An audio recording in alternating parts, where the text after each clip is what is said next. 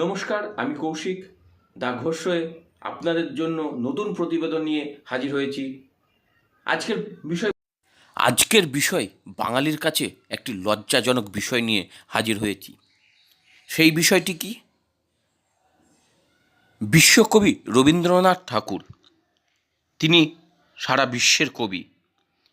সেই রবীন্দ্রনাথ ঠাকুরের যে ছবি, সেই ছবিতে আগুন ধরিয়ে দিচ্ছে। আগুন ধরাচ্ছে কারা? রাজ্যের শাসক দলের ছাত্র সংগঠন।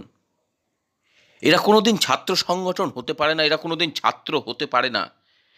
কারণ কোনো ছাত্রছাত্রী রবীন্দ্রনাথের মূর্তিতে কোনো বাঙালি এই রকম কাজ করবে না। এরা সমাজের কুলাঙ্গার হিসেবেই পরিচিত। হ্যাঁ, এতটাই নোংরা কথা বললাম। রবীন্দ্রনাথ ঠাকুর আমাদের জাতীয় সঙ্গীত দিয়েছেন, আদর্শ দিয়েছেন, সমস্ত কিছু দিয়েছেন। তিনি বিশ্বকবি। তার ছবিতে এইরকমভাবে পোড়ানো হবে, আগুন ধরিয়ে দেওয়া হবে, এটি মানা যায় না। সেই বিশ্বকবিকে এইরকমভাবে বাংলার মাটিতে অপমানিত হতে হবে বা তাকে নিয়ে এই রকম আগুন ধরিয়ে দেওয়ার ঘটনা ঘটবে, এটা ভাবা যায় না। হ্যাঁ, আমরা সত্যিই বাঙালি হিসেবে লজ্জিত। এবং যারা এই কাজটি করেছে, জঘন্য কাজ, তারা তৃণমূলের ছাত্র সংগঠনের সদস্য।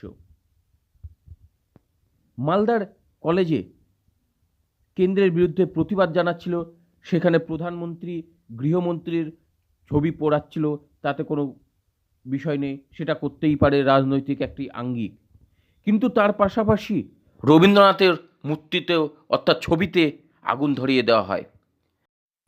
বাংলাদেশের মাটিতে যে জঘন্যতম কাজ দেখেছিলাম, সেই ছবি যেন কোথাও পুনরাবৃত্তি হলো মালদায়।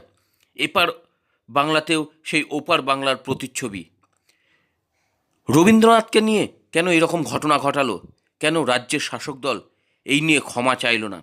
রাজ্যের শাসক দল বাঙালি আবেগের কথা বলে। কিছুদিন আগে পরিযায়ী শ্রমিকদের হেনস্থার জন্য বাঙালি আবেগ নিয়ে কথা বলছিল, বিজেপির বিরুদ্ধে বাংলাকে অপমান করার কথা বলছিল। কিন্তু সেই বাংলার মাটিতে অপমানিত রবীন্দ্রনাথ ঠাকুর।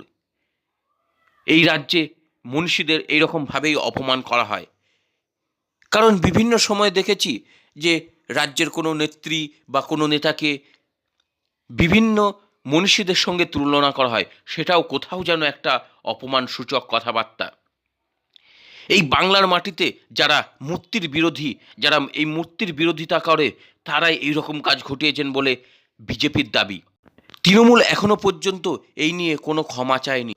তবে তাদের ক্ষমা চাওয়া উচিত ছিল, কারণ বিশ্ববন্দিত বিশ্বকবি আমাদের রবীন্দ্রনাথ ঠাকুর, তার মূর্তিতে, তার ছবিতে এরকম করে কেন আগুন ধরিয়ে দেওয়া হলো, তার জবাব চাইছে প্রত্যেকটি বাঙালিরা।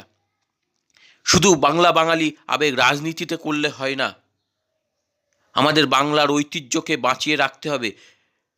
কবি রবীন্দ্রনাথ ঠাকুর আমাদের জাতীয় সঙ্গীত দিয়েছেন, সারা ভারতবর্ষের যে জাতীয় সঙ্গীত, সেই জাতীয় সঙ্গীত দিয়েছেন। একসময় ওপার বাংলাতে অর্থাৎ বাংলাদেশেও জাতীয় সঙ্গীত দিয়েছিলেন। সেই সঙ্গীত হয়তো এখন পরিবর্তিত হয়ে গেছে, রবীন্দ্রনাথের মূর্তি ভাঙা হয়েছে, তাদের যে সেখানকার বাড়ি সেই সব ভাঙা হয়েছে। সেই ঘটনার পুনরাবৃত্তি কেন বাংলার মাটিতে ঘটবে, কেন ভারতবর্ষের মাটিতে ঘটবে? কেন এই বিষয়ে এখনো পর্যন্ত কোনো তদন্ত হলো না? কেন কেউ গ্রেপ্তার হলো না এই ঘটনায়, এই জঘন্য ঘটনায়? তাহলে কি ভোট বাক্সের জন্য বাঙালি আবেগ কথা বলা হয়, আর সেখানে আমাদের মনীষীদের অপমান করা হয়? ছবি পোড়ানোর ঘটনায় রাজ্যের শাসক দলকে খেসারত গুনতেই হবে, এমনটাই মনে করছে বিভিন্ন ইতিহাসবিদ থেকে সাহিত্যিকেরা। আজকের প্রতিবেদন এই পর্যন্ত। দেখতে থাকুন দা ঘোষ।